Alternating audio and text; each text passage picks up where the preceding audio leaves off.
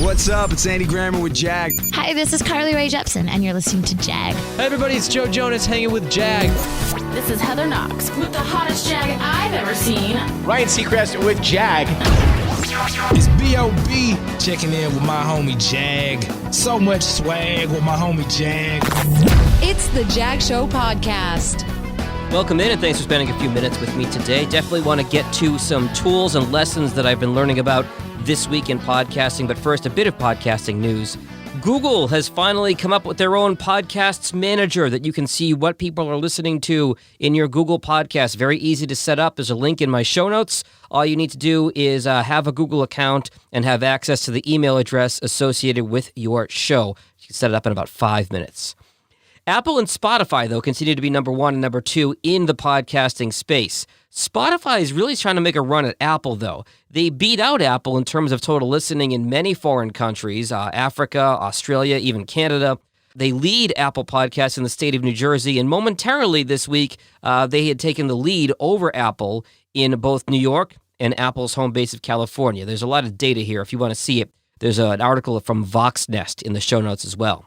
Overall, Rob Walsh from Libsyn says downloads were down 15% in April, which is not surprising as we all dealt with the pandemic. But the important thing to keep in mind is people are coming back.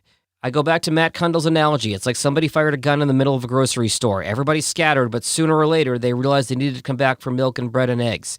People may be inconsistent with how they're interacting with your content, but keep pushing it out. If it's good, they will listen. Which actually leads me to a mistake that I've made in the past week in podcasting. One of the keys in putting a podcast together is consistency, and I release my podcast every Tuesday morning with a 30-minute interview, and every Friday morning, as you're hearing here, with a 5-minute quick update on the world of podcasting. Well, I was scrambling because I hadn't set up my interviews far enough in advance, and I did not have an interview for this past Tuesday. That's why I re-released my first ever episode with Don Banks, which is a great story. It's how he found his birth parents at age 58 years old. Definitely worth a listen. And I used the context of going back and listening to your first episode, but I honestly didn't have an interview this week, so I wanted to put out some content. And so now, as a result, I'm now working ahead on interviews and trying to get interviews in the can, so to speak, so that I do have fresh content for you every Tuesday. So my bad on that, but hopefully you got to enjoy the Don Banks episode. Other tools that I've started using in the last week, I've started using Chartable for Smart Links. What a Smart Link will do is it will direct the user to the appropriate platform for your podcast. So rather than excluding anybody, for example, if you were to use an Apple Podcast link, it's not going to work on Android. If you're going to use a Spotify podcast link, it might not work for somebody who doesn't have Spotify. But what a Smart Link does is it sets up rules. And again, I'm on my demo account with Chartable right now. I set it up so that if somebody clicks this link on an iPhone or an iPad, the podcast opens in Apple Podcasts. If they click it on an Android device, it opens in Google Podcasts. And if they click it on desktop, where listening has increased with everybody being home, it actually opens the Simplecast website. So Chartable is something that I've had good experience with so far. I do recommend it. Again, not a paid endorser, but it's something that I've just started with and enjoying. And I've also started using Headliner for videos that have transcriptions in them. So what that can do is it'll take, a clip of your podcast, 30 seconds, 60 seconds, whatever you want. I use 60 seconds because that's the max for Instagram.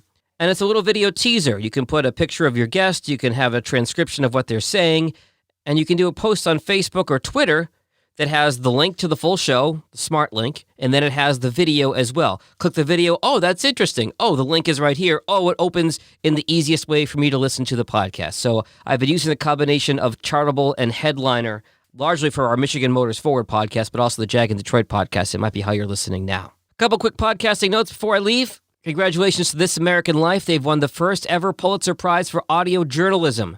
For their episode, The Outcrowd. Is about Mexican immigration, but it's cool to hear that there's now a Pulitzer Prize for audio journalism. About time. Also, congrats to my boy Joel Salsihi and the Stacking Benjamins podcast, just now picked up as part of Westwood One's network. Joe is a great guy. I've been on podcast panels with him before. Congratulations to him and his team over at Stacking Benjamins. And finally, if you want a chance to win a whole boatload of expensive, nice gear, Rode, the audio company out of Australia, who are phenomenal, they're giving away $150,000 worth of gear to various podcasters in the return of their My Roadcast competition. You send them a minute or two audio clip to be eligible. Again, all the links for stuff I discussed is in my show notes for today. Stay healthy, stay safe, and we're back on Tuesday with Carrie Caulfield-Arick, podcast editor and coach extraordinaire. Later. Thanks for listening to the Jag Show podcast. If you like what you heard, be sure to subscribe in Apple, Spotify, Google, or wherever you get your podcasts. New episodes are published every Tuesday and Friday morning. For help with your podcast, find Jag on social media at Jag in Detroit or on the web at jagindetroit.com.